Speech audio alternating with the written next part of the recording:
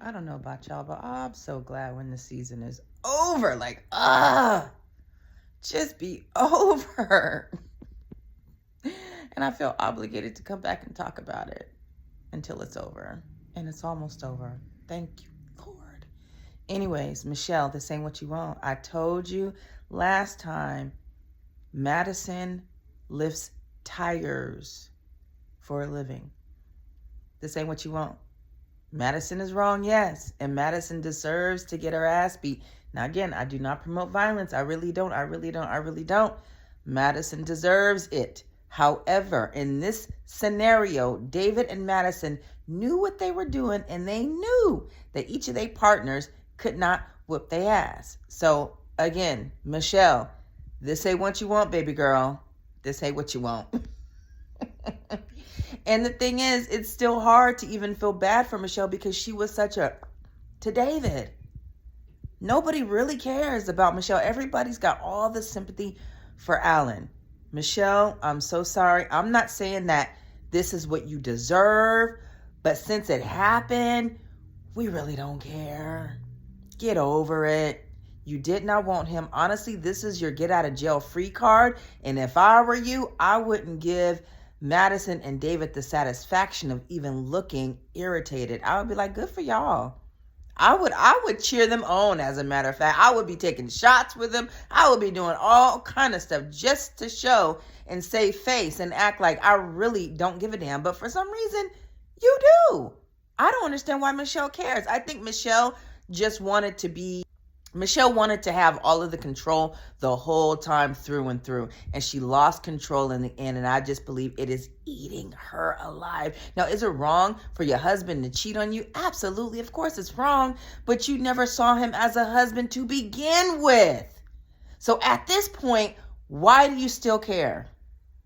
Alan, on the other hand, was invested. And when they sat down on that couch and Alan said, the fact that we went through the things and I opened up to you and you carried on as if you actually cared. And I told y'all a couple of videos before that Madison was being a manipulator by acting like she actually gave a damn about him and getting him to open up. That's the part that I knew that was what was going to sting him, because it's like I sat here and I divulged personal information about myself and thought that, we had a future. That's why I told you these things. And to know the whole time you was screwing him while I'm opening up to you thinking that we got a future? Cold work. Madison is not going to get her comeuppance, aka her karma, aka her get back, aka whatever from the universe because of Michelle. She's going to get all of that back for the manipulation that she had over Alan. That's where she's going to get her comeuppance. I promise you. Alan couldn't even look her in the face. He was so just disgusted and still hurt visibly, And she's like, there's nothing else I can say. Like, she did come in appropriately and apologize first and foremost, It was the indignation that she had towards the end of that meeting where it's like, well, there's nothing else I can say. I guess I ain't got nothing else. You know what I'm saying? It still reeked of no regret, really. I'm just saying this so that I don't look so bad on TV. She apologized because of the optics of it. She didn't really apologize from the bottom of her heart, because when you're really sorry, it's not about what you say, it's about your actions. And the fact that she's still carrying on with David and just the whole attitude, that whole air about her screams, I have no remorse and no regret. But she's going to have regret later on when she gets her karma. Period, point blank. David and Michelle, they meet up. David comes in same way. And did you notice that none of the experts, because that's what they are experts, quote unquote, none of them gave David a hug or a handshake. Like, they are completely over this guy. And I don't blame them. He's just a fool, and when he just felt defeated and frustrated and was like, ain't nothing I can say that's going to make y'all be on my side. And he threw his head back and they were just like, whoa. I guess there's nothing else to discuss, bro, because you don't care. And he don't. And it's easy to kind of understand where David is coming from because of the way Michelle treated him. I mean, she really treated him bad, guys. So I honestly don't blame David for having the attitude that he does. I just think in order to save face, that there's a way to behave. They go on to show David and Madison on a date, and I could tell a burden has been lifted off of them and they could just be themselves.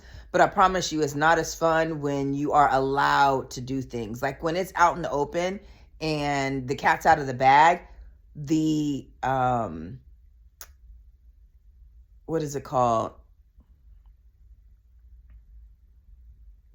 I think it's going to die down quickly. I think it was just some sort of romanticizing of it. What is that word called when you doing something you ain't supposed to do, but it feels so good because you ain't supposed to be doing it? Yeah, that feeling. That's going to go away very, very shortly. And I don't know if you guys noticed this or not, but David's teeth are looking mighty yellow. I'm thinking Madison is allowing him to smoke because he's cussing more. Remember, he went to that meeting with Pastor Cal and he was saying all the cuss words, all the things that Michelle was just like, I don't like it when you do this. Do you think you can tone it down? All the things, the smoking, I don't like cigarette smoke. He's smoking, he cussing. She was wearing red. You get my drift? So he's able to just do what he wants. It's not gonna last, which lets me know that Madison don't take this serious, because that's not somebody that she's gonna bring home to daddy. Okay, like I said before, she like her dark meat on the side, and that's where he gonna stay, on the side. Thomas and Camille go to dinner. Camille looked absolutely gorgeous. Now this is how you step it up, Camille. Okay, she was looking hot. That wraparound, whatever that was cute. Okay, oh yeah. Michelle's dress too, when she went for decision day, she was looking cute too. I gotta find that dress. I don't know where they got that dress, but I think I can rock it. I think I might be able to rock that dress, y'all. But Camille looked really good. And again, Camille is explaining how I feel, my level of contentment, my level of peace comes in you being able to make a firm decision and letting me know where your head is at and how you want to proceed after decision day. Thomas still is not giving her anything. And honestly, at this point, I think Thomas just is not fully I think Thomas is one of those guys where you have to explain things very, very simple and plain for him to fully understand it. I feel like she's not tiptoeing around it. She's saying what needs to be said. I just don't think he's fully getting it. I think Thomas is one of those guys where you have to kind of go off the deep end for it to finally click. Like when I tell my son something and I'm talking to him in a regular tone, he don't get it. But when I lose my shit, then it finally clicks and he's like, ooh, she mean business. I think Thomas is one of those kind of guys. And I think it's unfortunate, but I think Camille at this point in this time in her life, she has to figure out, she's got to pick her battles. If it's going to take me a little bit longer to get through to Thomas, then it's worth it, because, there's so much worse out there. Again, with the 50-50 thing, I think Camille is lacking in some areas, because Thomas, a couple episodes mentioned 50-50. I don't think that's going to fare well and in the long run.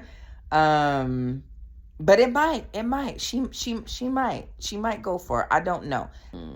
But anyways, Thomas ends up picking her. She ends up picking him. And that's pretty much what we expected. I just think that Camille is a little selfish and Thomas is going along to get along, because he also, like Camille, realizes that there ain't nothing out there in these streets, and what they got is the best that they're going to get at this point, which I think is perfect. I think they're perfect in similar personalities, and I think that they can work with each other. They just got to continue to be honest, and Camille is going to have to be a little bit more straightforward with Thomas moving forward. So good luck to them. They were the only ones.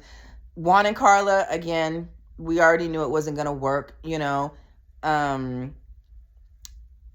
whole spiritual things, as far as like the tarot cards, the sage and all that. Even if a person does it once, just to know that that is your lifestyle and that is something that you regularly do is a problem. Yeah, he only saw some of this within the once or twice during the 2 months, but it was a lot. She had the sage, they had the tarot reading, They met with a spiritual advisor type person. Like that's still a lot, you know what I'm saying? And Juan's not used to that, you know. We don't know if Juan's a Christian and he just don't really believe in that and it's just a little too much. That's a lot in 2 months to me, personally. For somebody that's not used to that or don't get down like that, it is a lot. Plus he's not attracted to her. You know what I'm saying? You gotta have core things in common. Core beliefs. Your core beliefs have to be a commonality. If your core shit ain't on the same page, it's not gonna work. You know what I'm saying? So, and Juan's father told him, mijo, you got to be attracted to her. Because men know it's the attraction. You got to be attracted to your woman in order to want to, you know, be with her that way. And you got to, and to see yourself with that person long term, you got to be attracted to him. So they did right by saying no. Carla says, I choose me. You know, and Carla was dressed down with that Asian dress on. That was cute. Carla looked beautiful. And I wish her nothing but the best. When Juan finally shaved off that crazy mustache, that Pancho Villa shit, he looked fine. I was like, okay. And then when they put it in slow motion, he putting on his shirt and he's all clean shaven. Woohoo! Just don't let me see the back of your head and we good. But from the front, Juancho can get it. And Juan already know his DMs is flooded right now. I wouldn't be surprised if on the next, not the next episode, but on the reunion, Juan's not already like engaged with somebody. Cause that man is fine. I ain't even gonna lie. That man fine. Emem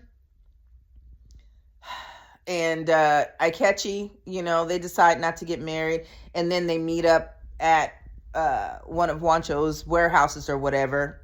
That was a really cool setup. I can't believe Emem was still going in the way that she did. I mean, again, just like with Alan, you know, doing all of the crazy antics with the burning of the vows and all of that.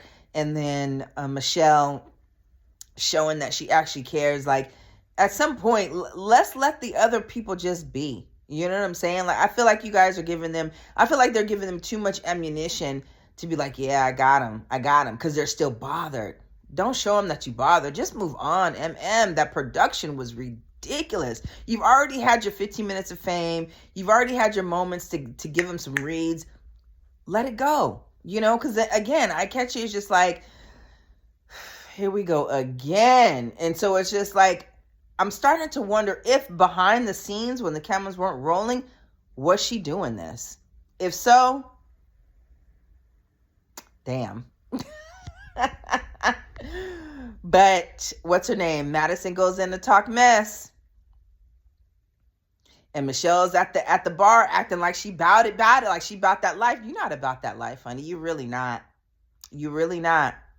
Don't push your luck now. Again, act like you don't care. Act unbothered. But we're going to see how that conversation goes. Next episode, I'm ready for the season to be over. I'm so ready.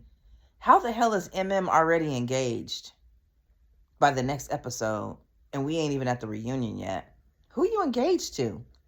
It's giving rebound. It's giving desperate. Come on, Emem.